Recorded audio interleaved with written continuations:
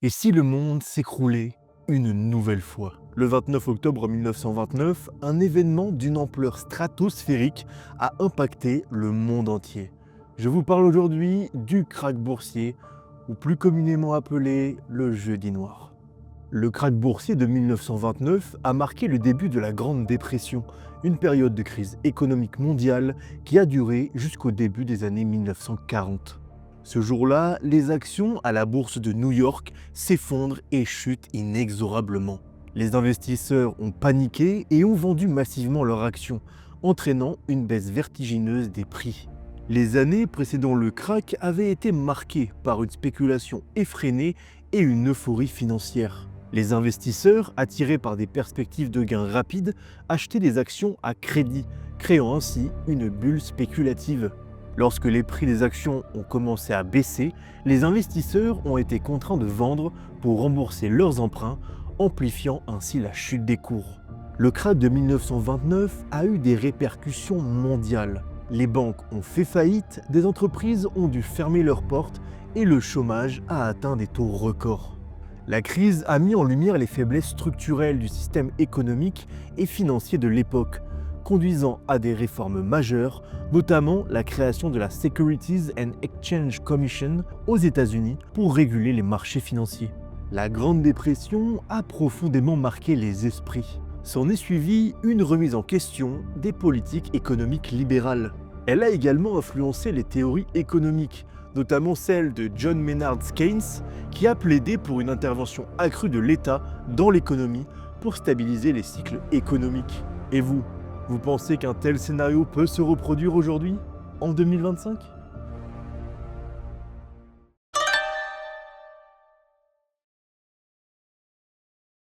Pour améliorer ta culture générale, je t'explique en une minute d'où vient la CIA. C'est parti.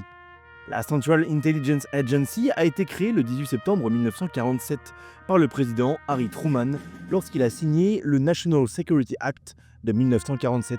Cette création est intervenue dans le contexte de tensions accrues avec l'Union soviétique suite à la Seconde Guerre mondiale et qui amènera le début de la guerre froide. L'attaque surprise de Pearl Harbor a également été citée comme un facteur ayant mis en évidence la nécessité d'une meilleure coordination des services de renseignement. La CIA trouve son origine dans l'Office of Strategic Service, l'OSS, une agence de renseignement créée pendant la Seconde Guerre mondiale pour mener des actions d'infiltration et de sabotage contre les puissances de l'Axe. Après la dissolution de l'OSS en octobre 1945, il était devenu évident qu'un service de renseignement centralisé était nécessaire pour coordonner les efforts de renseignement en temps de paix. Le directeur de l'OSS, William Donovan, était convaincu à l'époque qu'il fallait créer une agence de renseignement permanente, idée qui fut reprise par le président Truman. Cela a conduit à la création du CIG, le Central of Intelligence Group, en 1946, puis à la création de la CIA en 1947. La mission initiale de la CIA était donc de collecter, évaluer et coordonner les renseignements pour en informer le président et les décideurs politiques, avec un accent particulier sur la lutte contre le communisme et la surveillance des activités soviétiques. Et voilà d'où vient la CIA. Et si t'as d'autres questions, n'hésite pas, l'espace commentaire est fait pour ça.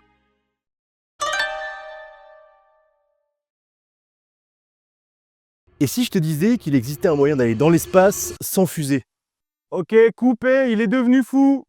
Non, attends, je peux te le prouver, je te jure. Depuis très longtemps, les voyages spatiaux sont associés à des fusées hyper puissantes et hyper coûteuses. Mais en fait, il existe un moyen d'aller dans l'espace sans utiliser de fusée. C'est l'ascenseur spatial. Mais avant qu'on parle du sujet, n'hésite pas à t'abonner si tu as envie de te cultiver un petit peu tous les jours sur Instagram, TikTok et YouTube. Un ascenseur spatial est une structure théorique composée d'un câble extrêmement solide et léger, s'étendant de la surface de la Terre jusqu'à une altitude géostationnaire, soit environ 36 000 km. Les composants principaux incluent un câble en nanotube de carbone, un contrepoids à l'extrémité pour maintenir le câble tendu et un mécanisme de montée pour transporter les charges utiles. Et c'est là que c'est assez intéressant car les avantages sont assez exceptionnels. On parle notamment de coûts extrêmement réduits pour les voyages spatiaux, un accès accru à l'espace pour le tourisme et la recherche, et surtout une sécurité améliorée comparée aux fusées traditionnelles. Mais vous vous en doutez, vu que c'est pas démocratisé, c'est qu'il y a quand même pas mal de problèmes. Aujourd'hui, aucun matériau connu ne possède encore la résistance et la légèreté nécessaires pour devenir l'ascenseur spatial. Et aujourd'hui, le plus gros problème à surmonter pour les ascenseurs spatials, c'est la stabilité et la sécurité face notamment aux météorites. Et si je vous en parle aujourd'hui, c'est qu'on a quand même pas mal avancé sur le sujet. Beaucoup de recherches sont en cours pour étudier la faisabilité d'un tel projet qui est titanesque.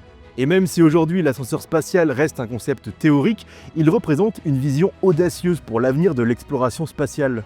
Et qui sait, peut-être que dans un futur pas si lointain, on ira se balader dans l'espace.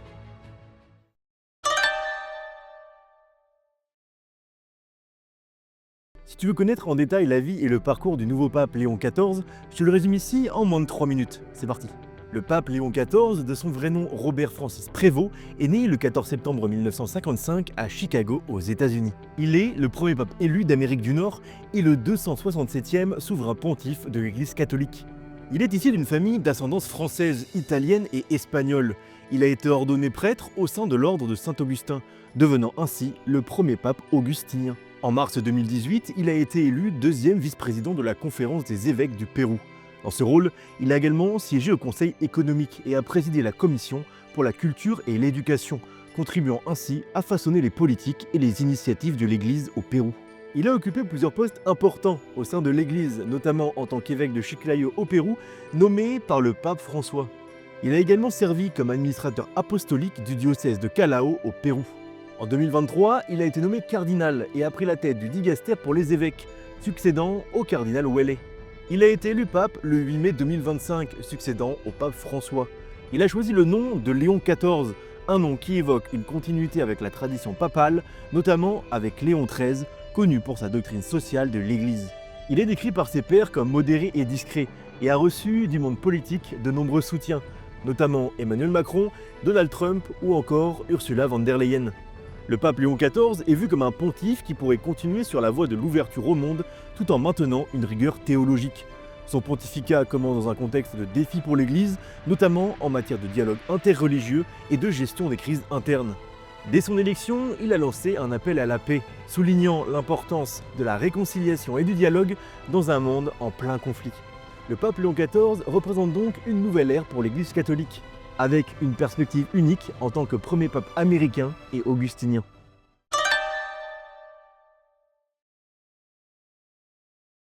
Est-ce que tu peux nous en dire plus sur les mers et les océans? D'où vient l'appellation, la différence entre les deux, etc. STP.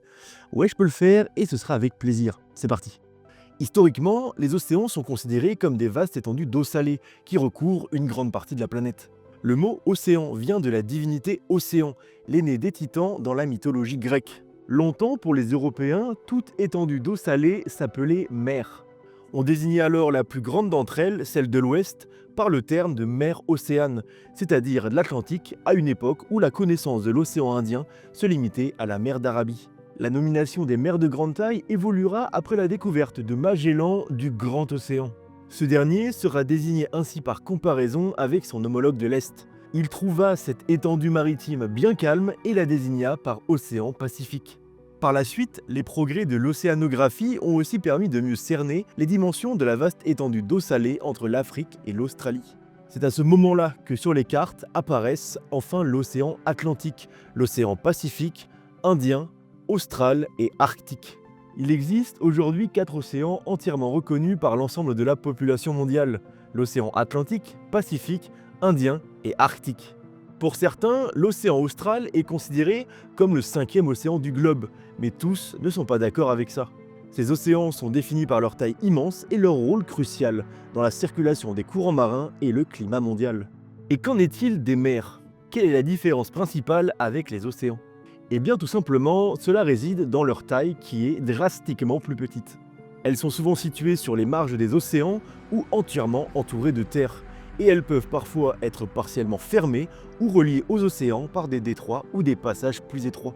Dans l'Antiquité, des civilisations comme les Romains ou les Grecs essayaient déjà de différencier les mers et les océans.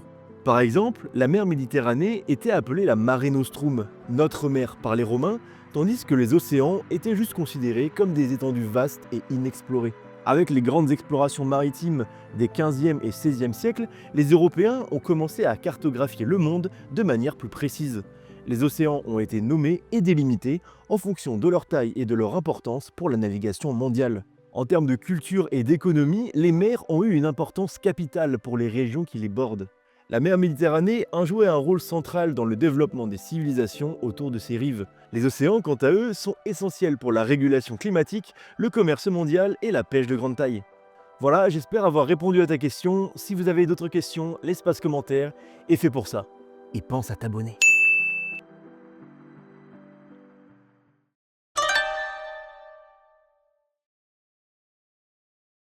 À quoi est-ce que tu penses si je te parle de la Tunguska? Et non, ce n'est pas un Pokémon ou une maladie un peu bizarre, mais bien un gigantesque cratère. Le 30 juin 1908, un événement mystérieux et puissant s'est produit dans la région reculée de la Tunguska, en Sibérie centrale. Connu sous le nom de l'explosion de la Tunguska, cet incident reste l'un des plus intrigants de l'histoire moderne en raison de son ampleur et du mystère qui l'entoure. Ce jour-là, vers 7 h du matin, une énorme explosion s'est produite dans le ciel au-dessus de la rivière Podgamenia. L'explosion a été si puissante qu'elle a rasé environ 2000 km² de forêt, abattant quelques 80 millions d'arbres. Les témoignages de l'époque décrivent une boule de feu traversant le ciel, suivie d'une onde de choc puissante qui a brisé des fenêtres et fait trembler le sol à des centaines de kilomètres à la ronde. L'une des hypothèses les plus largement acceptées est que l'explosion a été causée par l'entrée dans l'atmosphère terrestre d'un astéroïde ou bien encore d'une comète qui aurait explosé à une altitude de 5 à 10 km au-dessus de la surface terrestre. Cette explosion aérienne aurait libéré une énergie estimée à environ 10 mégatonnes, soit environ 1000 fois plus puissante que la bombe d'Hiroshima et de Nagasaki. Cependant, malgré de nombreuses expéditions et études scientifiques, aucun cratère d'impact ni aucun fragment significatif de corps céleste n'a été retrouvé. Cela a conduit à diverses autres théories allant de l'explosion de gaz naturel à des hypothèses un peu plus exotiques, comme une explosion de matière noire ou même des théories impliquant des technologies extraterrestres. L'événement de la Tunguska a eu un impact significatif sur la science et la culture populaire. Il a inspiré de nombreuses œuvres de fiction, des documentaires ou encore plein d'études scientifiques. En fait, l'explosion de la Tunguska reste un mystère fascinant et continue de captiver les scientifiques et surtout le grand public. Et même si plein de théories ont été proposées, aucune n'a encore été définitivement prouvée. Cet événement rappelle donc la puissance et l'imprévisibilité de la nature, et l'importance de la recherche scientifique pour comprendre les phénomènes mystérieux de notre monde et peut-être pour simplement éviter qu'ils se reproduisent à l'avenir.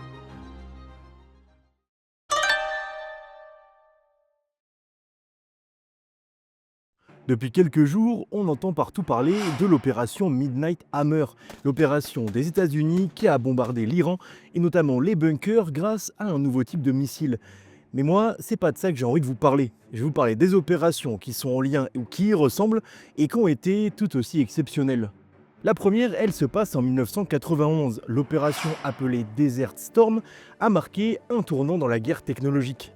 Menée en réponse à l'invasion du Koweït par l'Irak, cette opération a vu une coalition internationale dirigée par les États-Unis utiliser une puissance de feu écrasante et des technologies avancées pour libérer le Koweït.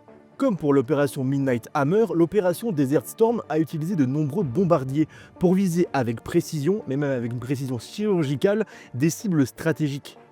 Et ce qui a fait le succès de la mission et de l'opération Desert Storm, c'est la coordination entre les troupes terrestres, aériennes et navales. La deuxième opération, appelée Orchard, a lieu en 2007.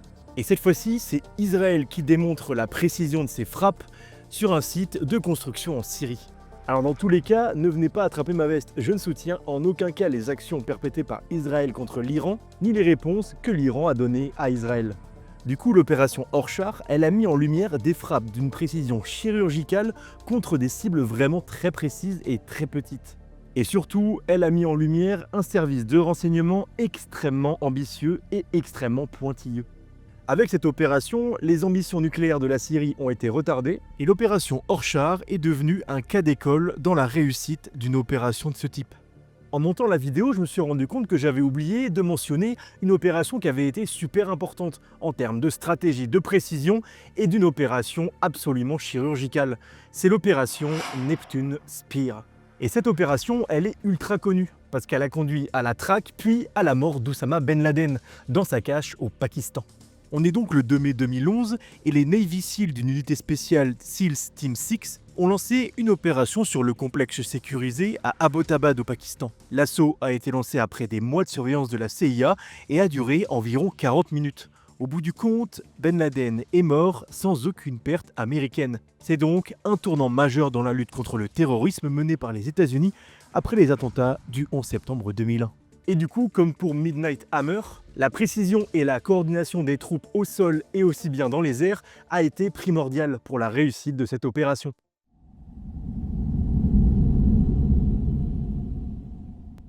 Est-ce que tu as déjà entendu parler de l'histoire de Blanche Monnier?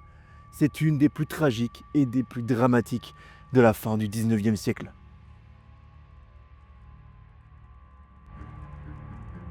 Blanche Monnier est née le 1er mars 1849 à Poitiers, dans une famille bourgeoise respectée et conservatrice. Ses parents, Charles et Louise Monnier, étaient issus de la vieille noblesse et jouissaient d'une position sociale élevée. Blanche était connue pour sa beauté et pour son charme, attirant de nombreux prétendants. En 1876, Blanche, âgée de 27 ans, tombe amoureux d'un avocat, Victor Calmiel. Sa mère ne le trouve pas à la hauteur de ses attentes en termes de statut social et de richesse. Louise Monnier s'oppose fermement à cette relation et décidera de séquestrer Louise pour l'empêcher de voir Victor. Avec l'aide de son frère Marcel, Louise enferma Blanche dans une petite pièce de la maison familiale. Et c'est ici que le calvaire commence. Blanche restera captive pendant 25 ans. Dans des conditions épouvantables, elle était nourrie à peine suffisamment pour survivre et vivait dans un environnement insalubre, entouré de déchets et d'excréments. Elle était coupée de tout contact extérieur et ne recevait absolument aucune visite. Le 23 mai 1901, une lettre anonyme fut envoyée au procureur de la République de Poitiers, signalant qu'une femme était détenue illégalement dans la maison des Monnier. La police se rend sur place et découvre Blanche Monnier, dans un état de malnutrition extrême qui ne pèse que 25 kg.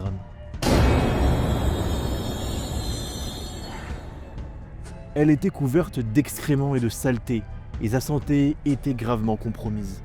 Après sa libération, Blanche fut hospitalisée et reçut des soins médicaux. Malgré son état de santé déplorable, elle était lucide et exprima sa joie de respirer l'air frais. Sa mère, Louise Monnier, décéda un peu plus tard d'une crise cardiaque.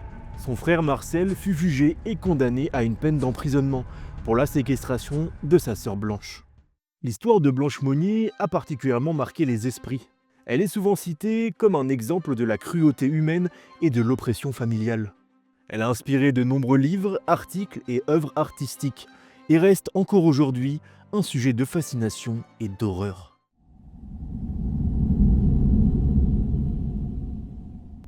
Au moment de trouver un sujet pour une nouvelle vidéo, je suis tombé sur une affaire absolument sordide et terrible. Et en plus, ça a un lien avec l'actualité. Si vous êtes prêts à entendre ça, c'est parti. On va parler aujourd'hui de l'affaire Pierre-Vincent El-Sabid. Pour remettre un peu de contexte, on est au début des années 1800 et on est situé au niveau de Notre-Dame de Bétharram. Ça doit vous dire quelque chose, surtout en ce moment. Pierre-Vincent El-Sabid, c'est un instituteur qui est né en 1810 et qui est décédé en 1840.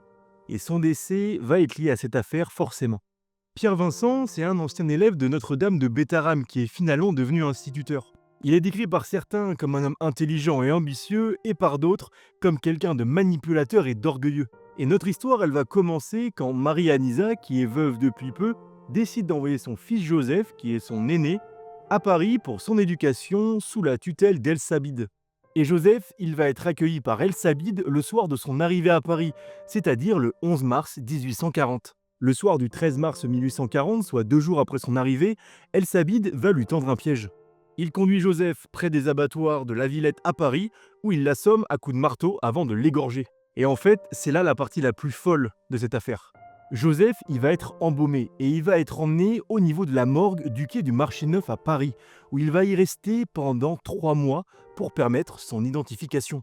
Ses yeux vont être remplacés par des yeux artificiels et une foule de gens va se rendre au niveau de la morgue pendant 3 mois pour assister à ce spectacle sordide. Entre-temps, Pierre-Vincent est devenu l'amant de Marie-Anisa, la mère du défunt Joseph.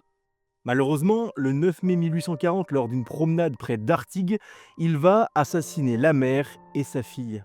Et ce n'est que le lendemain, le 10 mai 1840, que des agriculteurs vont retrouver les deux corps complètement défigurés et souillés de sang. Un signalement est lancé auprès de la police et le lendemain, le 11 mai 1840, un hôtelier va trouver suspect les déplacements d'un de ses clients. Il serait selon lui troublé et aurait des moments d'égarement. Il va le suivre et découvrir qu'il a sur lui des vêtements de femme complètement souillés de sang. Il le dénonce à la police arrive et arrête Pierre Vincent qui avoue tout dans la minute. Et alors le clou du spectacle de cette affaire, c'est la justification de Pierre Vincent El-Sabid. Il va dire « Un premier crime en rendait deux autres nécessaires et j'ai accompli ma destinée ». Comme vous vous en doutez, il va être jugé et condamné à la décapitation par les assises de Bordeaux. Et le 3 novembre 1840, il est exécuté sur la place d'Aquitaine. En fait, même pour l'époque, cette affaire elle a été ultra médiatisée. Et elle a mis en lumière la brutalité et la sauvagerie d'un homme. Et évidemment, cette affaire elle a alimenté les débats sur la folie et sur la justice en France.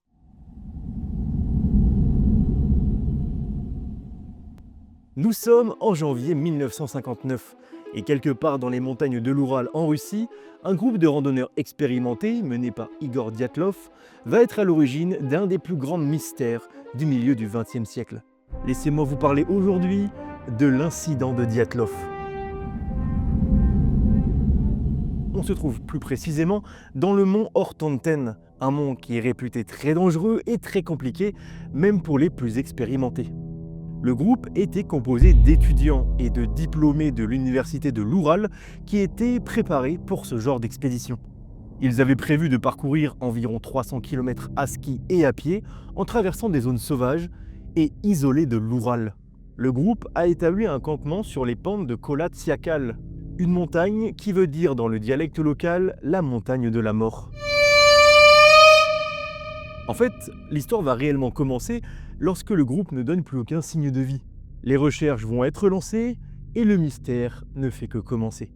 Le 3e jour des recherches, ils découvrent une tente absolument dévastée, mais surtout qui a été détruite de l'intérieur. Les premières conclusions de l'enquête vont amener les enquêteurs à estimer que les randonneurs ont fui hâtivement le campement. Et du fait qu'ils aient laissé beaucoup de manteaux sur place, certains n'étaient même pas équipés pour le froid. À partir du 4e jour, les corps vont commencer à être retrouvés à une très grande distance du campement. Sur certains corps, on retrouve des fractures et des contusions énormes. Et pour d'autres, c'est plutôt des traumatismes internes, sans signe de lutte ou d'attaque extérieure. Pourquoi les randonneurs ont-ils coupé leur tente pour s'en échapper? Est-ce que cela suggère une fuite urgente et paniquée? Et depuis lors, pas mal de théories ont été avancées. Certains pensent qu'une petite avalanche aurait pu les forcer à quitter leur tente en urgence. Le problème, c'est que cette théorie, elle n'explique pas les blessures graves qui ont été retrouvées et pourquoi les corps étaient si loin du campement. Une autre théorie, avancée par la présence d'une base secrète à proximité, mettrait en évidence qu'une expérience militaire ou un essai d'armes secrètes aurait pu causer leur mort, bien qu'il n'y ait aucune preuve directe de cela. Une des théories qui me plaît le plus, ce serait la présence d'un vent katabatique. Et là, je sais que tu te demandes, Loïs, explique-nous ce que c'est un vent katabatique, parce qu'on ne sait pas du tout ce que c'est. En fait, un vent katabatique, c'est un vent qui se forme lorsque de l'air froid et dense, situé sur un plateau ou une montagne élevée, commence à descendre vers des zones de moindre altitude, sous l'effet de la gravité. Et on retrouve souvent ce genre de vent dans les régions polaires ou dans les régions montagneuses. Et cette théorie, elle avance quelque chose de super intéressant. Le vent katabatique se serait alors abattu sur le campement, les randonneurs, ne comprenant pas ce qui se passe, auraient alors fui de manière précipitée et complètement désordonnée. Du coup, le mystère reste complètement entier et non élucidé plus de 60 ans après le drame. Je vous laisse en débattre dans les commentaires et on se retrouve très prochainement pour une nouvelle vidéo. Ciao tout le monde.